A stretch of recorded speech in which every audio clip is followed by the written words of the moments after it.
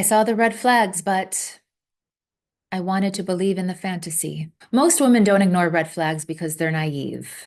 They ignore them because the truth would require a change that they're just not ready for. I once waited all night for a man who said he could not wait to see me and then disappeared.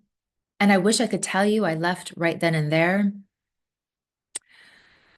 but I didn't. So if you've ever ignored your intuition because you didn't want to be that difficult woman, then this story might feel uncomfortably familiar. He and I had only been dating for a couple of months. It was a Friday afternoon, and he was going to go to a company work party. And he said, I'm not going to stay long, so I'll drive up the hour and a half to where I was living at the time. I'll see you and we'll spend the night together. And I actually insisted, let's just see each other tomorrow. It's your work party. Like, have fun. Don't be worried about the clock and just, enjoy yourself. But then he insisted, no, I don't really like to be social at work events. I like to keep my social life and work separate. I'll be up there. Great. So the hour came that I expected to get his text of, hey, I'm on my way. And I didn't get that text. So some time went by. I don't know, maybe an hour or so. I texted him, hey, are you on your way? Nothing. Okay, well, perhaps he's driving. Safety first. I was happy that he wasn't texting while driving, so I just waited a little bit longer and nothing. So I texted again, but goodness, I did not want to appear needy. That's for damn sure. So nothing, and I waited because I didn't want to be needy, and I waited and I waited and I waited, and now I'm starting to get that uneasy feeling in the pit of my stomach, but not like the something might be really wrong. Like he might be dead in a ditch somewhere. Like maybe something terrible happened to him. And so I called. No answer. Okay. I waited some more. I texted again. Nothing. Okay. Well, now I don't know what I'm going to do. So I'm just going to wash my face and brush my teeth and get ready for bed because by this time it's quite late. So I get into bed with the phone in my hand. I don't really sleep. And sometime after midnight, I receive a text message saying, oh, I lost my phone, blah, blah, blah. The story did not make sense. So, whatever. I go to bed. The next morning, he sends more texts. More texts. The coward couldn't even pick up the phone.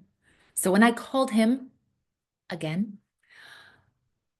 and he saw that I was angry, or he heard that I was angry, he was angry at me for being angry. Because not only had he stood me up, he didn't have the balls to call. And here's the thing. Before this night, everything had felt amazing. The passion, the connection, all of it. I mean, let's not talk about the chemistry. But the deep conversations, the sitting and talking for hours, the shared love of music, having the same music taste, the romance, the deep talks, the candles. Oh my God.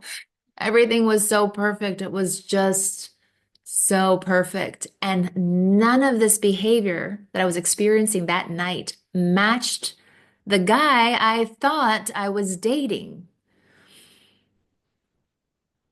Red flag, anyone? And shortly thereafter, he shows up on my doorstep, swimming in apologies. This was a one-off. Oh my goodness, I'm so sorry. I got carried away. I don't know how I got so carried away. Like this will never happen again. And I believed him. But not because I was weak. Because like so many of us women, we want to believe the best in people. We want to believe people. And so I gave him a second chance. That night wasn't about a man who forgot to text me. That was about me forgetting to trust myself. Everything in my body was saying, this isn't right. Like this maybe happens when you're 18, 19, 20 and in college and drinking Wapachuli all night. Remember that drink? And blacking out and maybe and only maybe then could that be acceptable, but not now. We're grown-ass adults, people. Like everything in my body was saying, this is not right. Alert. Neon signs. But I silenced it. I didn't want to be difficult. I wanted to be understanding. I wanted to give him a second chance. And second chances are beautiful. But when they replace the truth, it just becomes self-betrayal. And that kind of self-betrayal, the silent, I'll let this one slide, give him another chance, that ended up leading to the greatest heartbreak and betrayal of my entire life. So you don't build self-trust by collecting the proof and data that you were right. I mean, it's so easy for me to look back in hindsight years ago and think, oh my gosh, look at all of these little points. I knew I was right. No, it's about honoring that whisper in the moment when your intuition is saying, hey, or hey,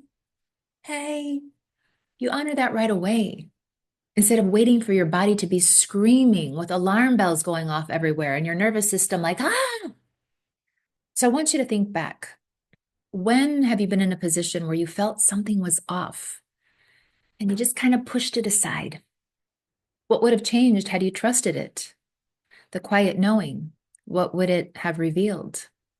You can't control whether someone lies to you or not, but you can choose to stop lying to yourself. Every time you listen to your intuition and you honor that truth, you strengthen your self-trust. You stay grounded in who you are, and that is where the power lies. If this resonated, please subscribe, and let's learn to trust ourselves one honest moment at a time.